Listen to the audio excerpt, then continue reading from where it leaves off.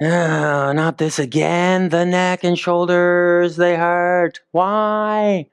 Tell me why I have neck and shoulder pain.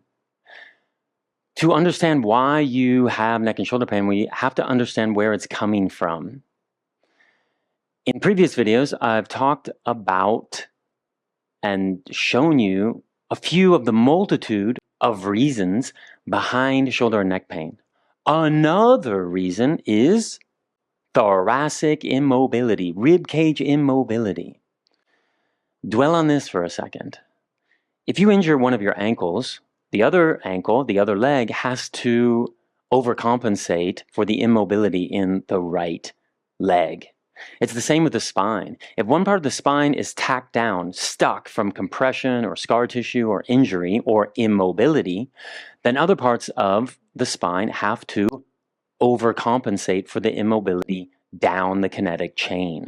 So let's create mobility and strength in the rib cage and the muscles that are associated there, especially the lower traps. We're going to come up into kind of a cobra preparatory pose like this, hands under the shoulders, knees under the pelvis, and I'm going to show you from a few angles. I'm going to separate my fingertips as much as I can.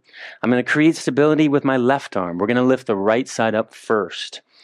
And so I'm going to engage my lats. I'm not going to let my rib cage collapse. If you see like that, I'm not going to let my rib cage collapse. I'm going to push my rib cage against my shoulder blades, and I'm going to engage my lats and my pecs to create force closure there. Then, stabilizing the whole left side of my body, I'm going to lift my right arm up and come up into my end range, pain-free. If this is your end range and you're in pain, lower it just a tad. Then I'm going to engage in isometric strengthening, which is super safe, and I'm going to stay for about 30 seconds to a minute, engaging both sides of my rib cage and the muscles that are connected to my rib cage. If you want to get creative, try different angles. So let's say I start here, then I bring my arm up a little bit higher like this. And I stay there for 30 seconds to a minute. Then here, then here, then here, then here, all the way down to here. Get creative. Then you can make it dynamic. You can, if my right arm is down, I can inhale up, exhale down.